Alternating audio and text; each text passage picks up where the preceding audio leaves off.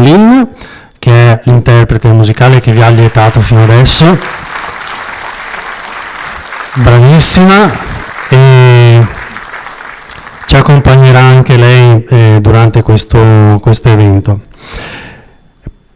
Oltre a voi, ovviamente, al pubblico che è a casa che ci sta seguendo, che ringraziamo ancora molto di essere qui presenti, ringraziamo molto velocemente l'associazione Best Venice Guides, che tra l'altro alcuni rappresentanti sono qui in sala, perché grazie a loro poi è stato possibile avviare questo progetto insieme a Loredana. E poi ringraziamo ovviamente la Marciana che ci ospita, da cui abbiamo un nuovo rapporto di amicizia e affetto, la direzione regionale dei musei nazionali del Veneto, il museo di Palazzo Grimani, l'archivio fotografico Musei Civici, biblioteca del Museo Correro, il Patriarcato di Venezia e i frati di San Francesco della Vigna, poi capirete perché, e direi che possiamo iniziare. Allora, oggi parliamo di un filo rosso che unisce tante cose. Tra l'altro, possiamo dirlo, il rosso è anche il colore di Grimani, il rosso è il colore della copertina, ok? E il rosso, possiamo dirlo, è anche il colore della passione che è stata messa in questo lavoro da parte di Loredana. In questo filo rosso noi troviamo innanzitutto tre particolarità, tre caratteristiche del lavoro che ha fatto Loredana, che poi si svolgerà quest'oggi, che si sviluppa in una guida, perché ha la caratteristica tipica, diciamo così, di una guida, ci accompagna veramente attraverso anche l'utilizzo di piante, l'utilizzo di comunque un linguaggio, un percorso ben preciso. È un percorso storico, che poi capiremo anche il perché, ed è alla fine una prospettiva particolare, che è quella che poi scopriremo. In questa prospettiva particolare abbiamo vari discorsi. Nel percorso neoplatonico che poi scopriremo abbiamo dei rebus, abbiamo tutta una serie di cose, abbiamo delle sfide. Queste sfide le abbiamo vissute in prima persona con lo svolgimento di questo libro, che è partito in epoca Covid e è arrivato ad oggi con tutta una serie di difficoltà, tutta una serie di sfide, appunto. Quindi abbiamo sentito molto i Grimani nel lavoro che l'abbiamo fatto, c'era un po' come un momento arrivava Domenico, un momento arrivava Vettore, chiunque ci portava qualcosa, qualche sfida da affrontare, tanto che i libri siamo andati a prenderli questa mattina noi perché non ci arrivavano, giusto per dire, quindi anticipo anche questa cosa per chi ce l'ha chiesta, i libri ci sono, ma devono subire, diciamo così, un'ultima fase che è quella del controllo di qualità. Quando poi saremo a posto saranno anche in vendita, faremo questo controllo e poi faremo questa cosa, partirà la vendita ufficiale. Comunque per questo motivo prima del 1° marzo non sarà disponibile, perché dobbiamo fare tutti questi controlli, e anche perché volevamo un po' così approfittare, visto che c'è un percorso iniziatico, inizia il 1° marzo, era il Capodanno antico della Repubblica, e quindi abbiamo scelto quella data, sperando che arriviamo giusti anche su questo. Quindi di sfide parleremo dopo, ma oggi rendiamo omaggio soprattutto al luogo dove siamo. E qui cedo la parola a Loredana. Allora, in questa prima fase non parlerò dei Grimani, ma ci arriviamo dopo, quindi abbiamo pensato di ricominciare dallo scalone che abbiamo appena fatto, anche se chi ci vede dal remoto naturalmente non ha fatto lo scalone, e per questo, per aiutare un po' la comprensione anche di chi ci vede da remoto, abbiamo messo le slide, come peraltro si usa oggi, e la prima slide si riferisce al primo affresco che vediamo entrando, e cioè quello di questa figura allegorica con la pecora.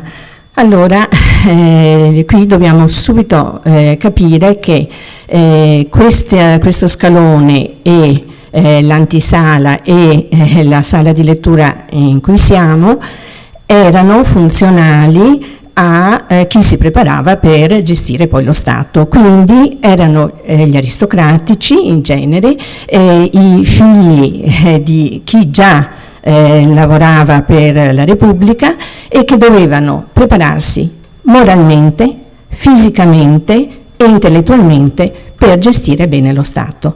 Allora tutte le allegorie vanno viste in questa chiave, tutti gli stucchi che abbiamo visto vanno visti in questa chiave, tutti gli affreschi che abbiamo visto vanno visti in questa chiave. Però cosa è successo? Che, come spesso accade, quello che nel Cinquecento era chiaro è andato perdendosi. Quindi il programma, di cui purtroppo noi non abbiamo ancora l'autore, si troverà forse un giorno ma per il momento non c'è, è andato perduto, e nel corso dei secoli ognuno si interpretava, se si vedono i pianeti si capisce che sono pianeti, se si vede la prudenza la riconosciamo anche noi, si riconosce la prudenza e così via, ma il filo conduttore che legava tutti questi affreschi e questi stucchi era andato perduto ed è stato ritrovato da uno studioso di mole veramente straordinaria che è Broderick, di cui io, tradendo un po' il suo pensiero perché noi non abbiamo il tempo adesso di stare a guardare tutti gli stucchi e tutti gli affreschi, riprenderò qualcuno giusto per dare un'idea di quello che era l'itinerario che appunto si voleva far fare a chi doveva prepararsi a gestire lo Stato. E la prima cosa che si vede è appunto questa figura allegorica con la pecora. Che cos'è la pecora? Credo che lo sappiamo bene tutti, cioè noi diciamo la pecora segue, la pecora non ha un'idea, la pecora è conformista, la pecora si adatta e si sente qualche volta anche per strada, no, che dicono seguono come le pecore e così via. Quindi tutto questo è un aspetto assolutamente negativo, ma ne aveva un altro di negativo la pecora, oltre a questo, ed era l'immagine di un animale che in quanto tale segue i propri istinti e quindi i bassi istinti naturalmente. E la prima cosa che si vede è la pecora, quindi i bassi istinti qua. Cosa ne facciamo di questi bassi istinti? Questo è il discorso che comincia come discorso neoplatonico e capiremo appunto alla fine, e questi vanno eliminati. Ma questo per Aristotele, questo per Platone, questo per i neoplatonici e questo per i neoplatonici del Rinascimento. Quindi noi abbiamo adesso qui la pecora, ma di fronte alla pecora c'è sempre il contraltare, quindi la virtù o come si deve superare l'aspetto negativo della nostra concupiscenza, dei nostri bassi istinti, così venivano appunto chiamati. Non solo, questa figura allegorica fa così, non ascolta. Che cos'è che non ascolta? Si copre l'orecchio e non ascolta la voce della ragione, perché la scala, lo scalone ci porterà nella prima rampa appunto a tentare di controllare quella che è considerata la parte bassa dell'anima ed a elevarci, era per loro naturalmente quindi ad elevarsi verso l'alto. Dopo questo primo affresco che si vede di fronte si iniziano i gradini e all'inizio dei gradini noi vediamo la figura delle tre grazie. Le riconosciamo, sono sempre rappresentate così, due ci guardano, una ci dà le spalle. E perché mettono proprio all'inizio, ai primi gradini, le tre grazie? Perché le tre grazie si abbracciano. Quindi le tre grazie indicano la concordia e la concordia è quella che serve assolutamente perché uno Stato vada avanti bene. E Venezia, che aveva cominciato a perdere e sul piano politico non si proponeva certamente più di avere altre colonie con i turchi che avanzavano e così via, si propone però qualcosa di diverso, cioè si propone di essere la città che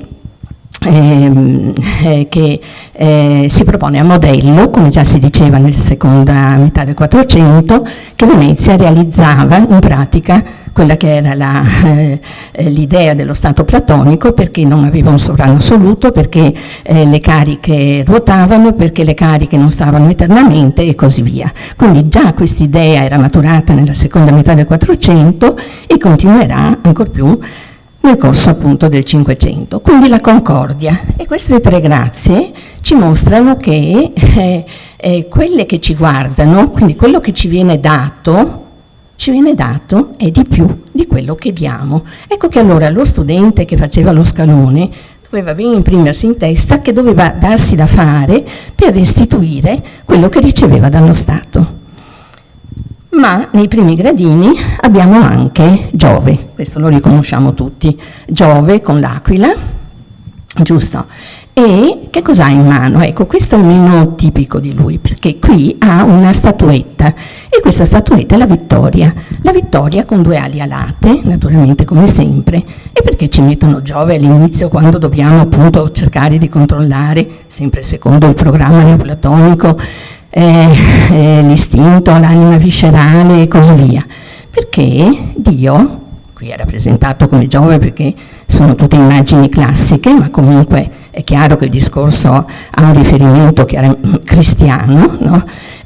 Dio, quindi Giove, è principio e fine di tutto. Quindi viene messo all'inizio e viene messo addirittura capovolto, per farci capire che è l'inizio, ma che è Lui a cui tendiamo e che è Lui che garantisce assolutamente la vittoria e ha la vittoria in mano. Nella prima rampa c'è un tentativo di analizzare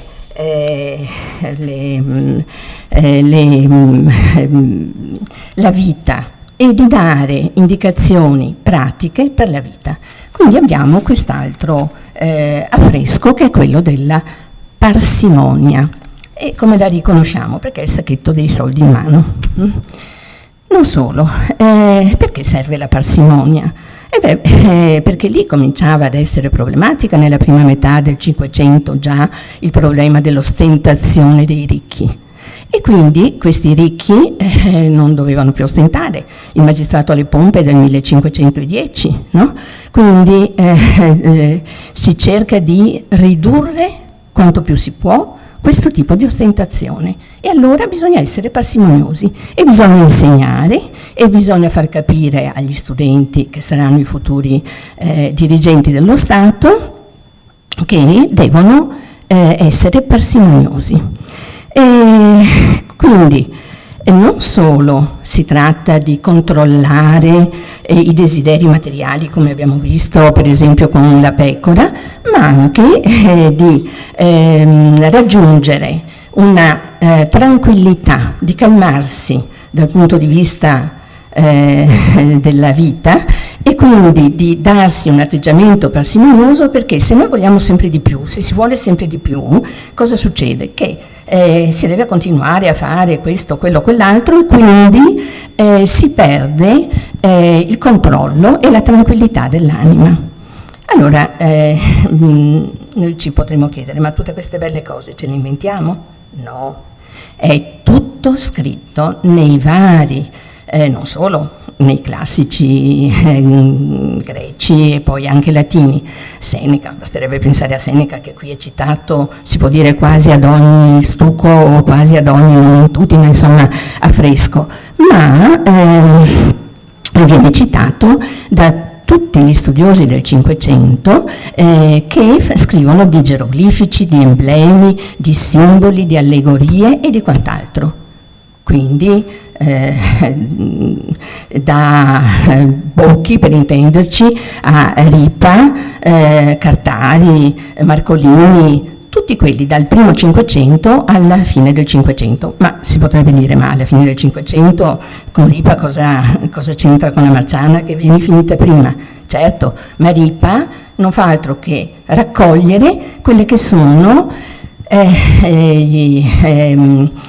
gli emblemi, le convinzioni di tutti gli umanisti, e non solo dei classici degli umanisti. Quindi è una sintesi, ma di cose che già si sentivano e si programmavano. Quindi questa nostra parsimonia è importante.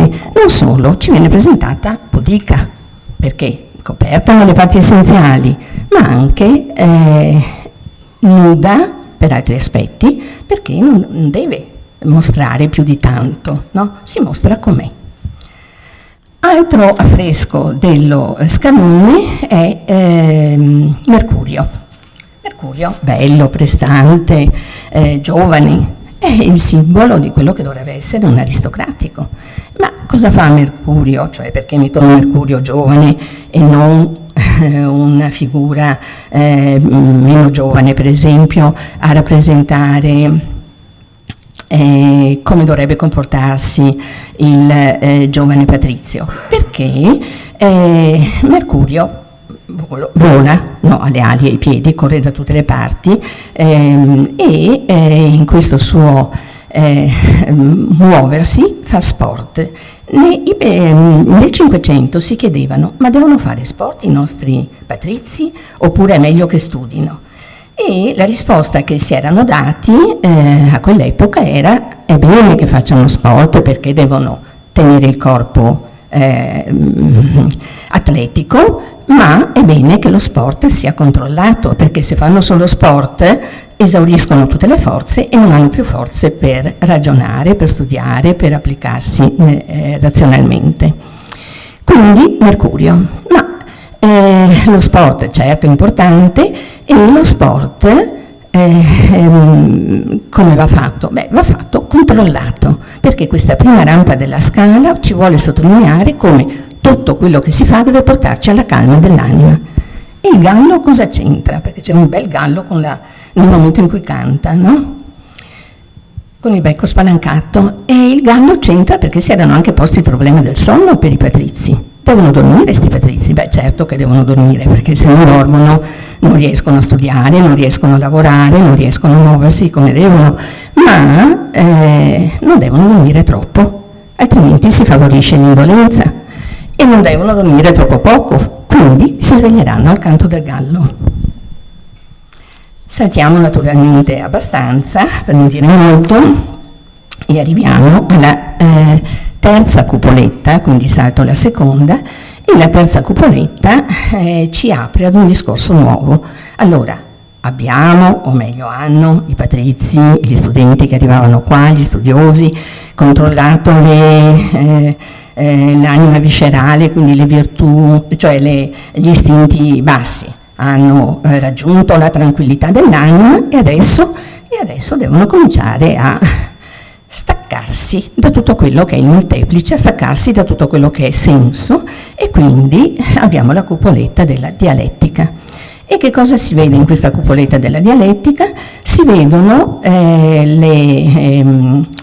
i pianeti, per cominciare, quindi Venere nuda, la riconosciamo, Marte, Marte armato, poi Giove con l'aquila, e si riconoscono i pianeti naturalmente. E poi gli affreschi. E questi affreschi cosa ci mostrano? Beh, quella che vediamo in questo momento è l'astronomia.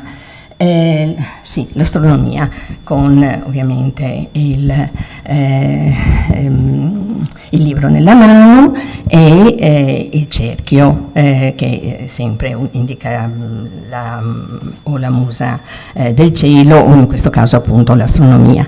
E le altre ci indicano, è divertente, la logica, perché la logica non è un'entità matematica, ma aiuta fondamentalmente, e a Venezia si credeva molto nel procedimento logico, tant'è vero che lo insegnavano non solo qui, ma anche nelle superiori di allora. E come la riconosciamo? Perché noi vedremo che anche un'altra figura ha i numeri 1, 2, 3, 4, 5, allora per me per esempio era difficile all'inizio capire perché una è l'aritmetica e perché l'altra è la logica, ma perché c'è il drago, il draghetto, e il draghetto ha gli occhi, come tutti i draghi, che sono diversi dai nostri, vede molto di più, perché ha le pupille che prendono quasi tutta l'iride, e quindi il drago ci indica appunto questa capacità di vedere di più e di dedurre meglio. Le altre due figure sono appunto questa è la geometria, e vediamo che ha il compasso, e vediamo che sta lavorando sul compasso in un quadrato, ma sotto c'è il cerchio, c'è il triangolo e così via, quindi la geometria, lo studio degli enti, dei soggetti fermi, no? Poi abbiamo la matematica, naturalmente, l'aritmetica, anzi, perché io ogni tanto sbaglio in queste, sì, ecco, l'aritmetica con i numeri. La cupoletta della dialettica non è che servisse tanto, loro nella pedagogia del Cinquecento la volessero far servire tanto come studio, come disciplina di queste materie, perché loro avevano gli impiegati che facevano i conti, no? Però loro volevano anche, i pedagogisti, che gli studenti conoscessero per leggere i classici, perché se non si conosceva l'aritmetica, se non si conosceva la geometria e non si conoscevano questi soggetti astratti, no, che oramai prescindono da quello che è il sensibile, se non si conosceva tutto questo non si riusciva assolutamente ad arrivare a capire neanche il Timeo, senza andare tanto lontano, no? Che già è difficile di per sé. Quindi la cupola della dialettica è fondamentale da questo punto di vista, che permette l'astrazione e inaugura un percorso di approfondimento che è quello della seconda rampa che abbiamo fatto, in cui l'astrazione è fondamentale perché ci porterà poi a quelli che sono i tondi della sala di lettura in cui siamo, che permetteranno di capire come si arriva all'estasi e quindi al contatto dell'intelletto con Dio. Alla base della seconda rampa abbiamo una figura che mi piace molto e ho messo per questo, ed è l'invidia, perché naturalmente, cioè mi piace come è stata realizzata, ed è una donna, guarda caso, ma ridotta, tanto ma ridotta, con il serpente in bocca e altri serpenti, cioè mangia veleno in pratica, no? Lei mangia veleno, quindi è il negativo, e lì dove c'è un'immagine tipo questa, l'invidia in questo caso del negativo, nella stessa fascia dalla parte opposta c'è l'immagine positiva, quella della virtù. Quindi io purtroppo non ho il tempo adesso qui di mostrarli appunto tutti, però questo è il significato. Per contrasto, no, bisogna saper scegliere, quindi non l'invidia, ma saper scegliere la virtù. E infatti dall'altra parte, e io non ho questo a fresco, però c'è la figura col coltello in mano, il coltello che le permette di discernere, si elimina l'invidia, si eliminano le passioni negative per favorire quelle appunto positive. E sempre nella seconda rampa abbiamo poi quest'altra figura che è quella della figura che comincia a contemplare e a saper scegliere, perché vediamo tutte queste corone che ha ai suoi piedi, e tra queste corone che ha ai suoi piedi non ne sceglie mezza. Dove guarda invece? Guarda in alto, quindi lì è dove si deve puntare, no? Questa è l'indicazione che dà la seconda rampa dello scalone. Al centro, perché sono dappertutto, non l'ho detto, 7 fasce, e tra le prime 3 e le seconde 3 c'è la fascia centrale, sempre, sia nella prima rampa che nella seconda rampa, che qui abbiamo questi numeri che si ripetono, che sono numeri simbolici, probabilmente ermetici e così via. Bene, al centro invece di tutta la seconda rampa cosa c'è? Una splendida figura come è rappresentata, che è appunto quella del silenzio. Adesso abbiamo tranquillizzato il corpo, abbiamo tranquillizzato l'anima, siamo arrivati all'astrazione delle entità matematiche e basta, dobbiamo cominciare ad abbandonare anche la parola, ad abbandonare anche la ragione. Dobbiamo far silenzio in noi stessi per riuscire ad arrivare a quello che è un livello superiore a cui si tende. E quindi questa figura del silenzio appunto indica questo stato di quiete interiore assoluta che si deve raggiungere per arrivare all'estasi, che sarà poi rappresentata qui sul soffitto. Ma sì, belli tutti questi discorsi. Nel neoplatonismo hanno poi sfaccettature diverse, ognuno conclude dove vuol far concludere, anche il discorso è qui, è una libreria, è importante, qui vengono a studiare per diventare i dirigenti dello Stato. Quindi i tondi o i quadrati o gli ottagoni che vi salto sono quelli che ci mostrano la fortezza e ci mostrano gli eroi che hanno saputo per le virtù o per la patria, come Scipione l'Africano per esempio, o dal punto di vista delle virtù Ercole, attuarla. E così devono essere anche i nostri patrizi. E i nostri patrizi quindi solo in questo modo raggiungeranno l'immortalità, che è la figura successiva che mostriamo. Eccola qua. Qui riconosciamo, perché tutti sappiamo che il cerchio indica la perfezione, che il cubo indica la terra, no? E questa sì, ha la perfezione, l'immortalità, ha già raggiunto la perfezione, ma come l'ha raggiunta? L'ha raggiunta con la mano sulla terra, e quindi la terra è quella in cui loro, i patrizi, devono agire, gli studenti devono agire. E questo è appunto molto importante, perché senza questa possibilità di realizzarsi nello studio prima e poi nel dovere dello Stato, l'immortalità, perché questa è la figura dell'immortalità, l'immortalità non avrebbe potuto essere raggiunta, e quindi l'importanza per lo studente qui dentro di capire che tutto quello che lui fa è per collaborare anche in un futuro per lo Stato. Arriviamo all'ultima cupoletta prima di entrare all'antisala, e nell'ultima cupoletta abbiamo la cupoletta della creazione umana, quindi non in termini religiosi, non quella della Genesi, è quella della poiesis, cioè quella di chi fa arte, chi fa musica, chi crea tutto quello che crea, perché tutto quello che si crea, che è artistico, è scintilla di Dio, è riflesso di Dio, è collegato a Dio, quindi è assolutamente fondamentale. E le 9 muse non è un caso che siano rappresentate proprio alla fine della seconda rampa e aprono all'antisala, di cui si parlerà più tardi, al vertice del soffitto, sul soffitto della antisala che abbiamo visto appunto passando, abbiamo la Sapienza di Tiziano, quindi quello è il fine, giusto?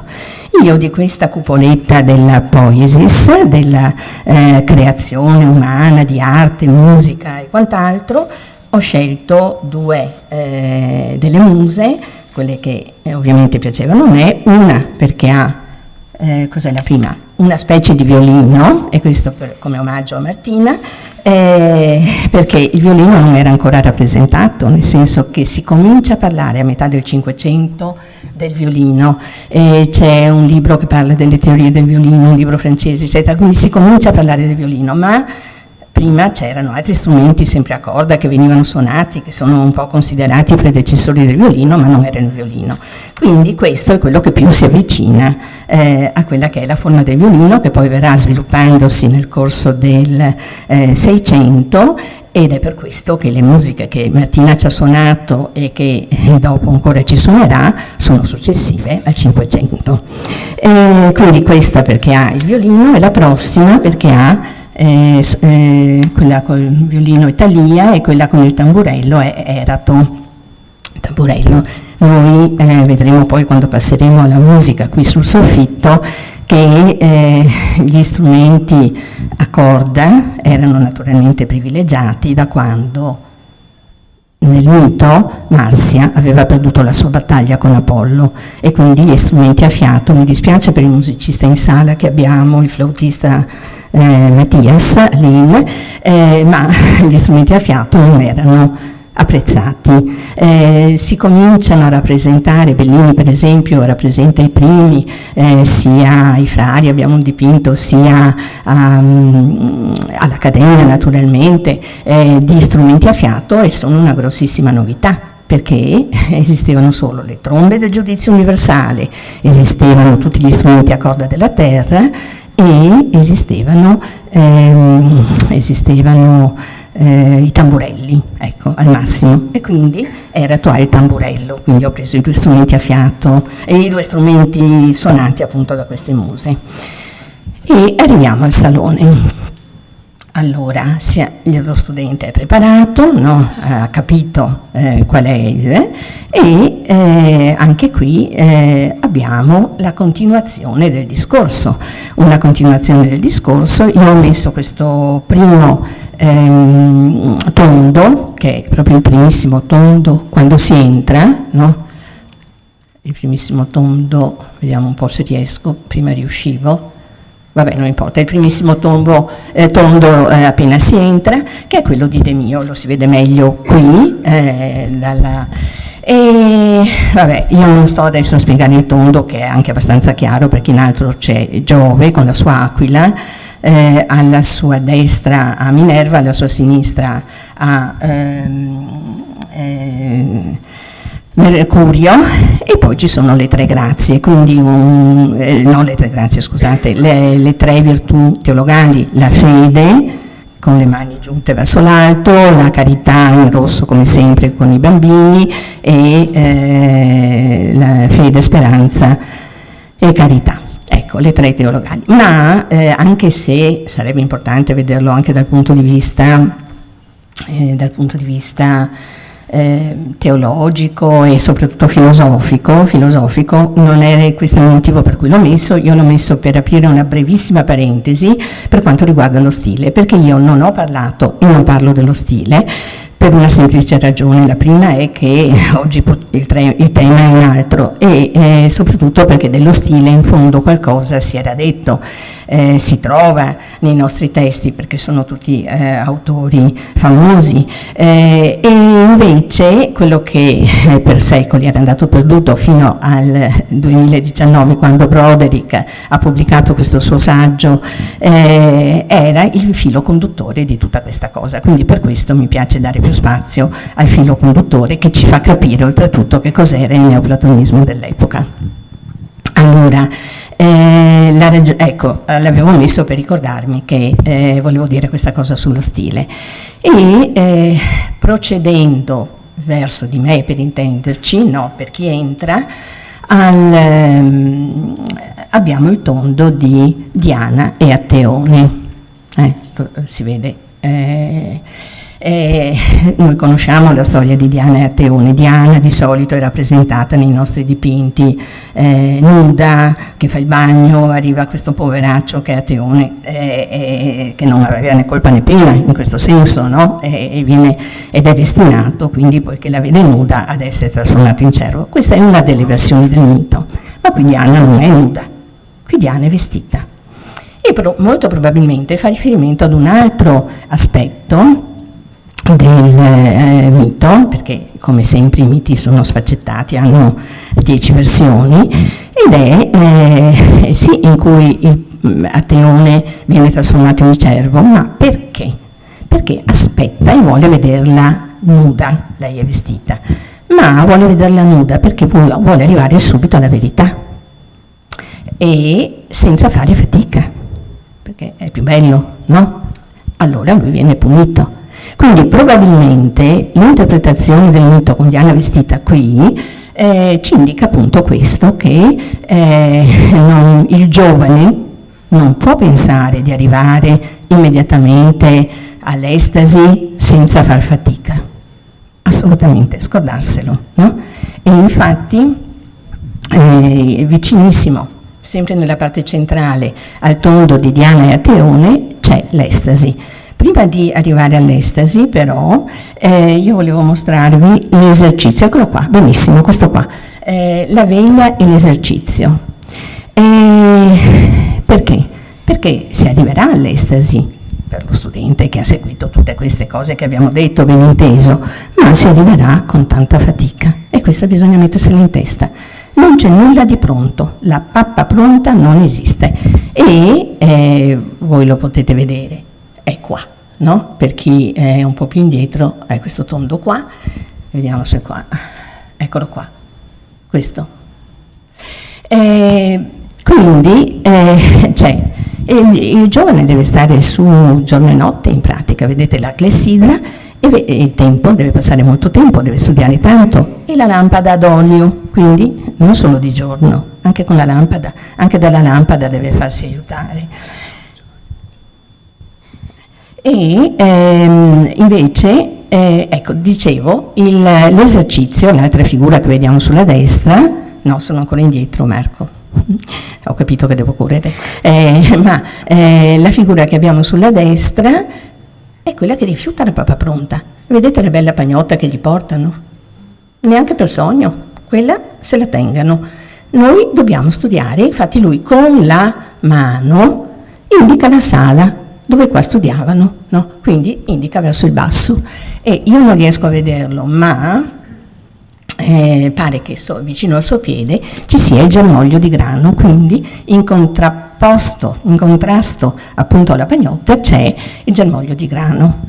L'estasi, ecco, ci presenta due figure, quella con la mano che va verso il cielo e naturalmente viene premiata è la contemplazione, non a caso gli occhi non si vedono, il suo braccio nasconde gli occhi e invece la figura sulla destra che vola sopra tutti i cappelli della terra, guardate il cappello cardinalizio, la tiara papale, il morione del soldato, il cappello vescovile, il libro, vola su tutto questo, no?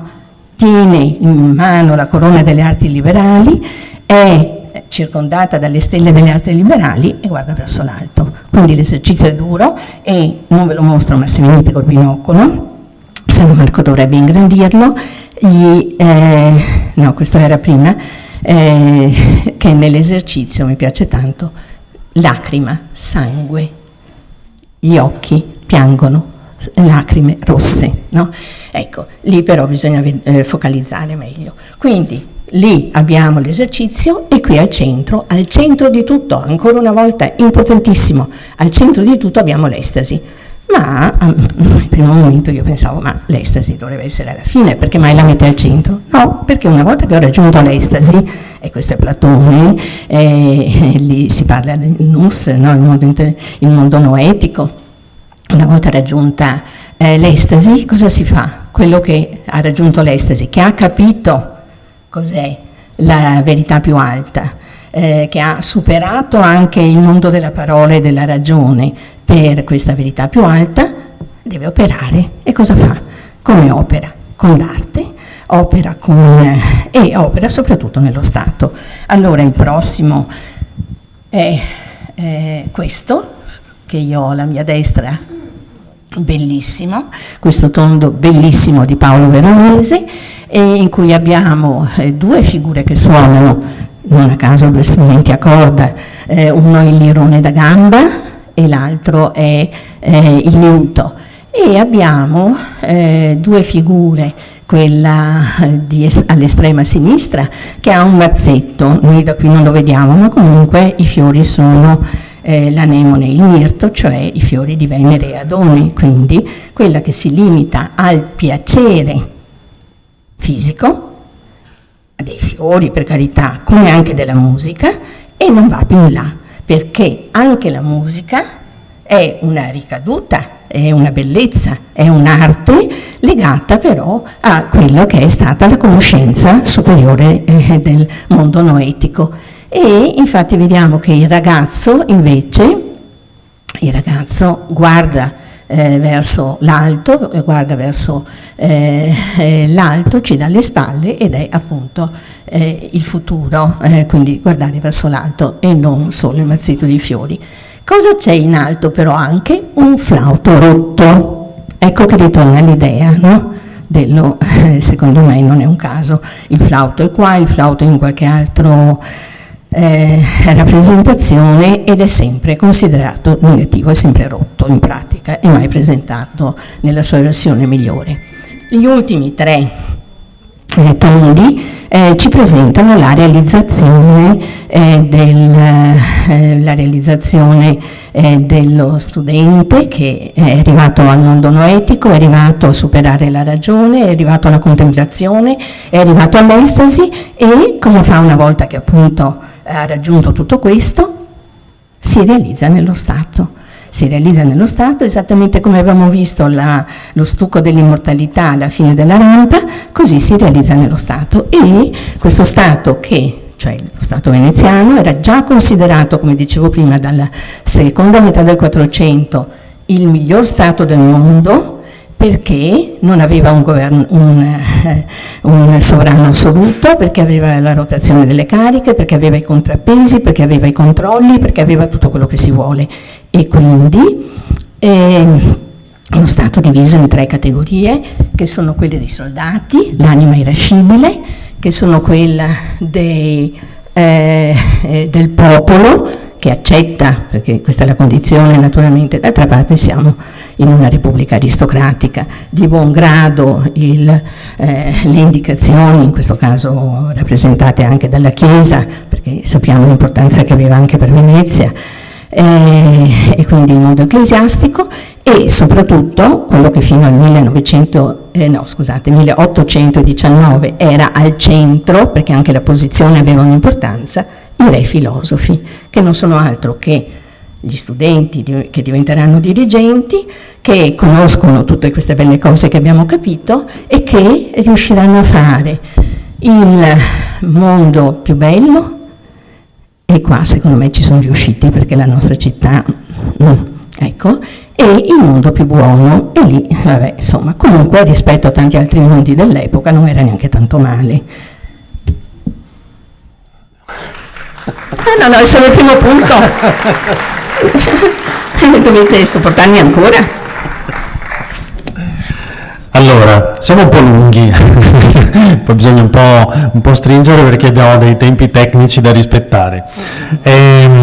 Solo un passaggio. Allora, intanto Loredana era emozionatissima oggi, nonostante lei di professione faccia la guida autorizzata, quindi si è abituata a muoversi, era emozionata per l'evento, anche perché una delle caratteristiche appunto del lavoro che è stato fatto con Loredana è quello non tanto di avere valenza di riferimento storico o altro, perché non è nel nostro mestiere di venipedia né il suo, di cui poi Loredana e ovviamente anche io di conseguenza abbiamo grandissimo rispetto per i ricercatori, ma il nostro ruolo è più divulgativo.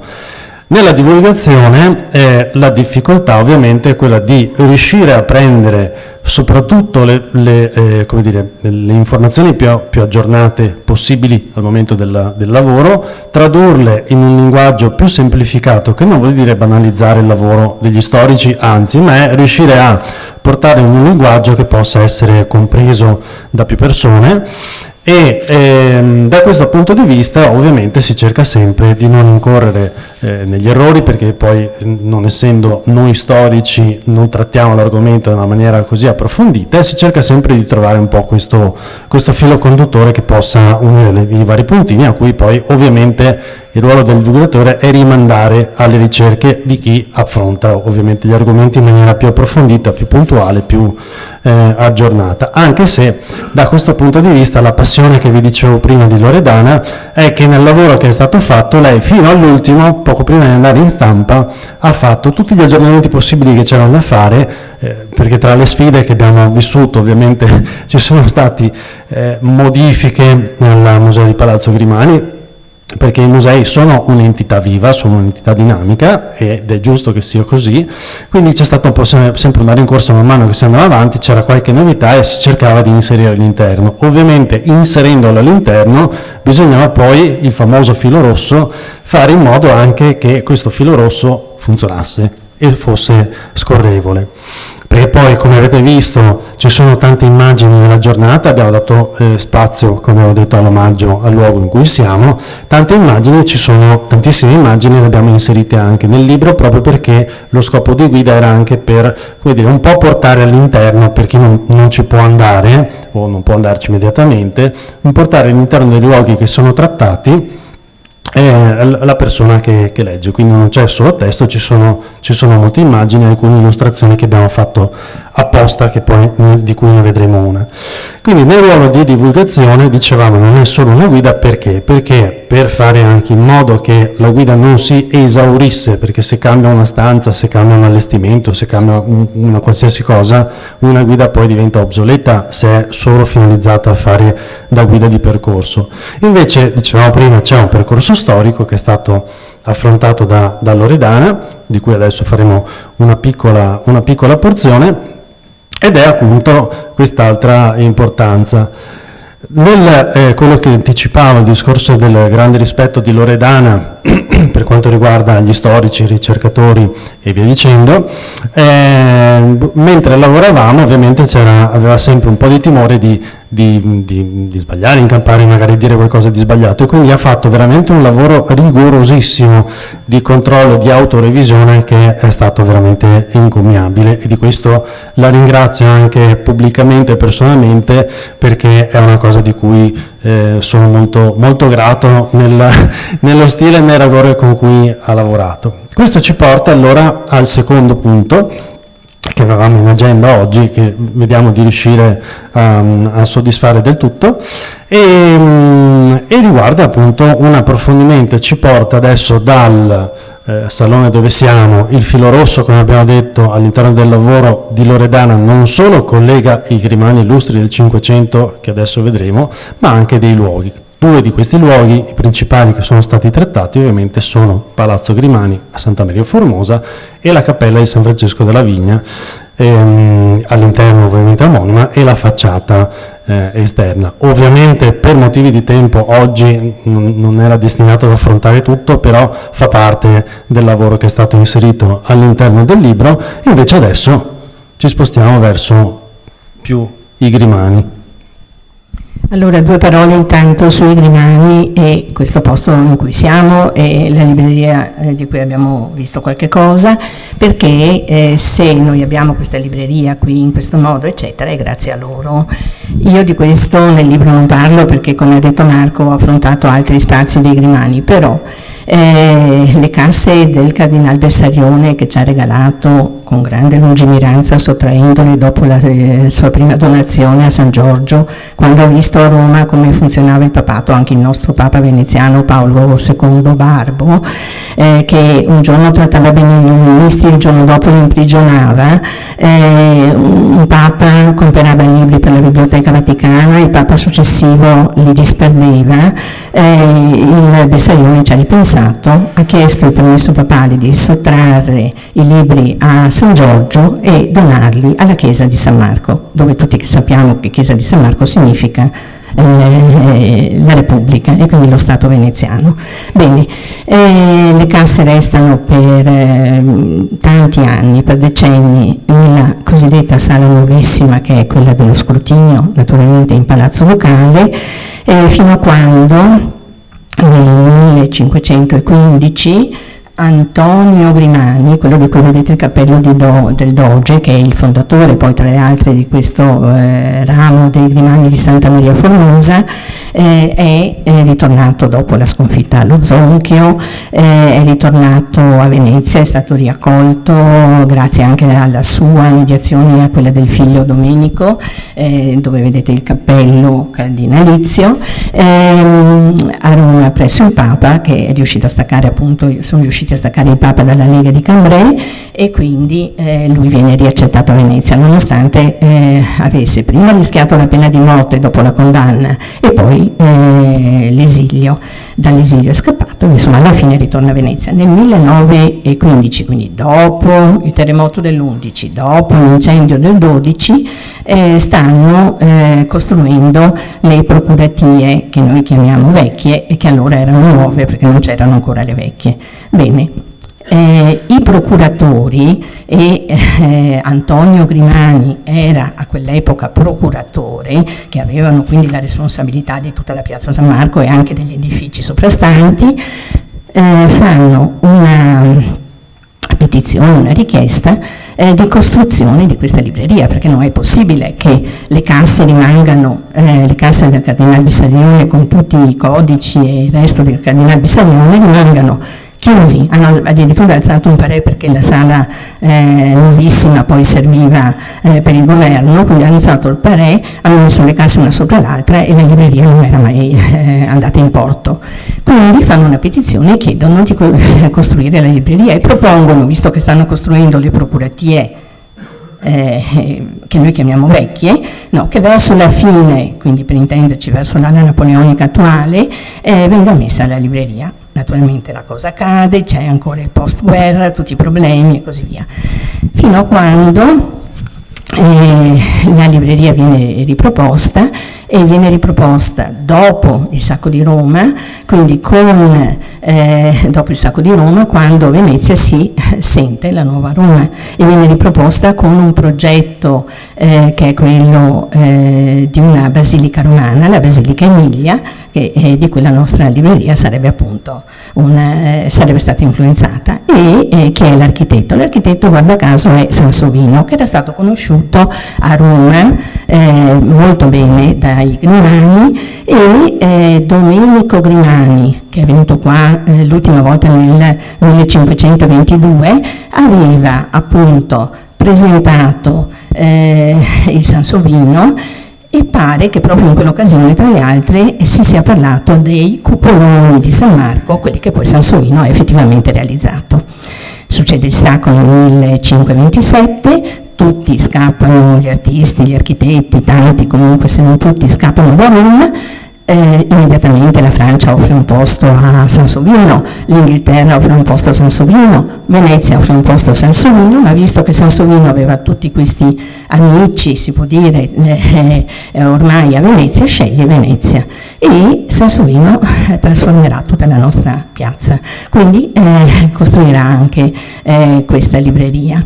Naturalmente sarà un'impresa costruire questa libreria, perché qui c'erano i negozi, noi sappiamo quando si sbaraccano i negozi, è una mezza rivoluzione, comunque riuscirà e costruirà la libreria e tutto il resto che sappiamo, poi la zecca e lo spostamento, la creazione dello spazio intorno al campanile, quindi la piazza trapezoidale, non più rettangolare e così via.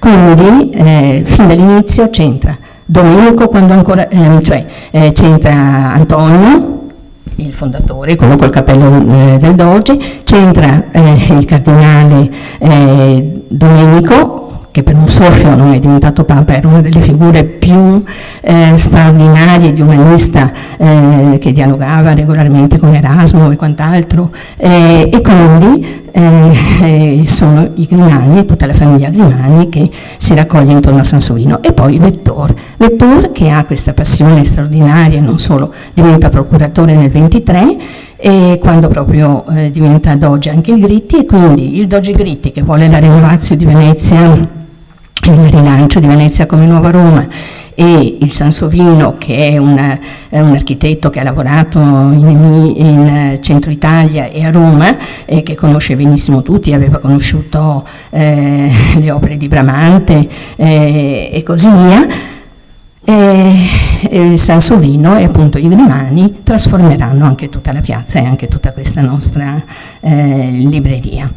A questo punto, prima di dare per l'intermezzo solo di un minuto lo spazio a Martina, volevo dire che il pezzo che adesso Martina ci suonerà è quello di Alessandro Marcello. I due Marcello, Benedetto e Alessandro, erano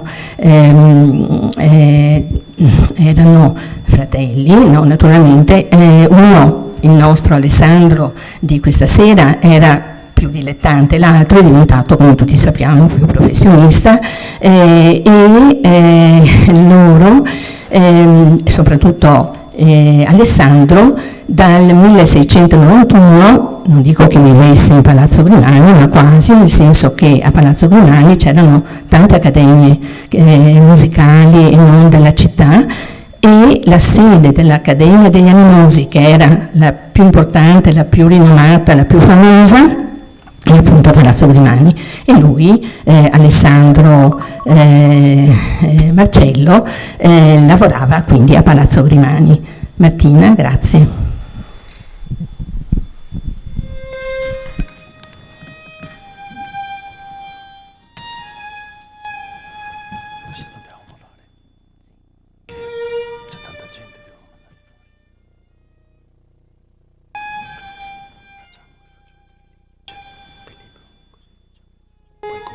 E due foto.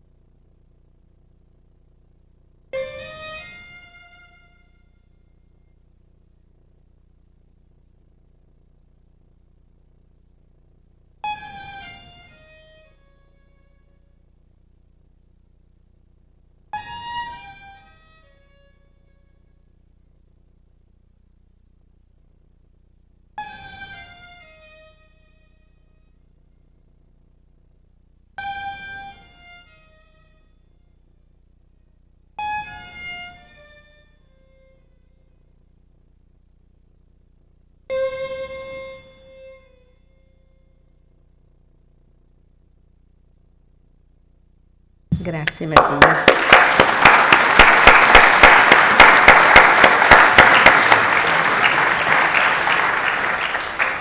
Allora, dobbiamo chiudere, solo una cosa e poi chiudiamo. Siamo qui appunto anche per parlare del lavoro di Loredana.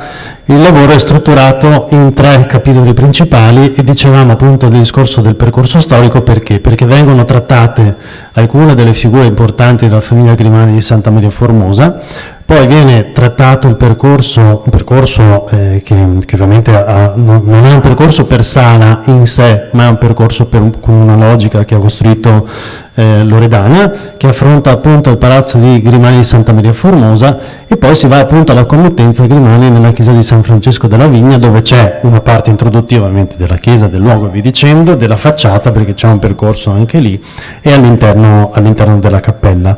Come dicevamo prima, questo viene trattato con delle illustrazioni, come abbiamo visto, oltre al testo c'è l'albero genealogico che abbiamo visto, ci sono ovviamente delle immagini, e qui appunto ringraziamo tutti gli istituti che abbiamo citato prima proprio per averci autorizzato nell'utilizzo.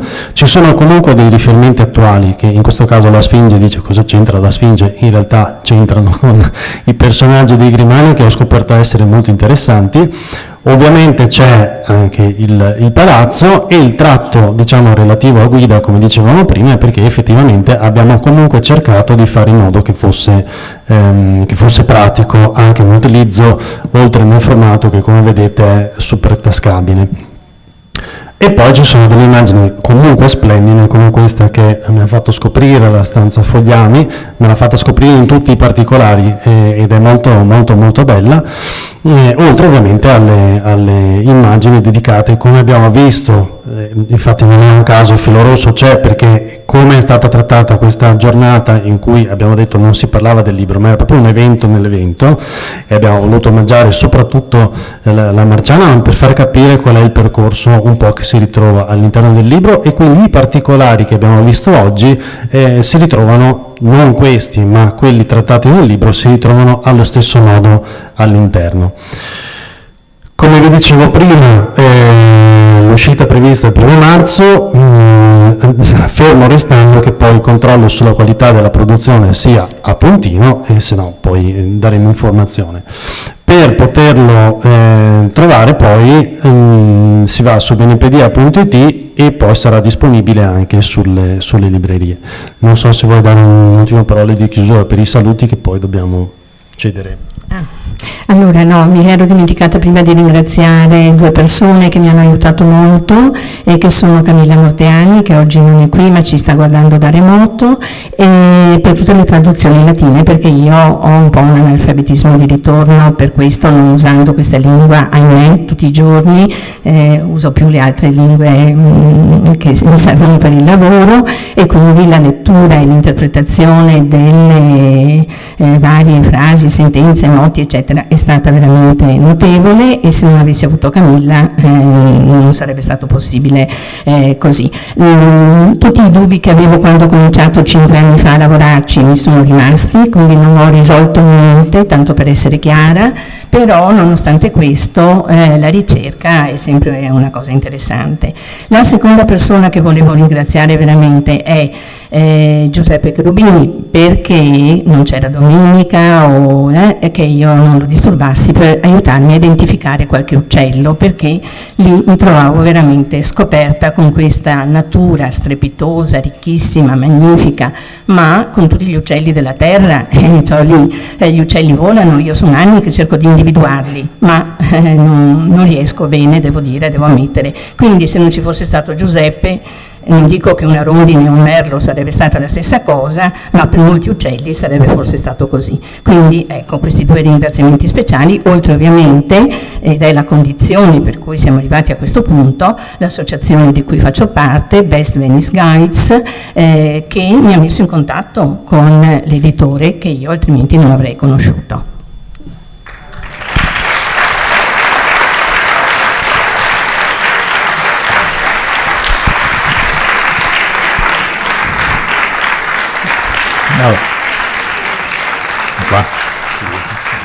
Grazie, mi associo ai ringraziamenti, ringrazio il pubblico che ci ha seguito qui in sede e da remoto, il personale della biblioteca che ha collaborato per l'allestimento dell'evento, Marco Trevisan e Loredana Giacomini, che ci ha aiutato a rintracciare questo filo platonico, questo filo rosso platonico. Che è di Broderick. Broderick, ne sto discutendo in continuazione perché stiamo proprio in questi giorni cercando di capire alcuni particolari lì, quindi state attenti perché potrebbero saltare fuori delle sorprese. Bene, benissimo. Forse quello è Pietro Bembo, per esempio. Ah, beh, allora sarebbe la chiave. E basta, insomma, quindi grazie per questo filo rosso platonico, che tra l'altro il nostro fondatore Bessarione ha scritto anche contro il calunniatore di Platone, quindi ci sta tutto. Grazie ancora e a presto. Posso dire una cosa sola? Ecco, adesso se ce ne andiamo lentamente senza troppo rumore, Martina ci allieta ancora con il suo violino, ma c'è una ragione che non siamo riusciti ad arrivare purtroppo alla spiegazione del libro che era in programma. Il libro si conclude con la chiesa di San Francesco della Vigna, e la chiesa di San Francesco della Vigna è stata costruita sulla base, pensavano loro allora, ed effettivamente ovviamente le proporzioni sono quelle, dell'armonia musicale che ci ha accompagnato qui, accompagnava naturalmente la chiesa stessa, e quindi proprio grazie agli accordi sulla base dei quali è stata costruita la chiesa si conclude questa nostra serata con gli accordi musicali di Martina, e grazie a Martina per averci aiutato.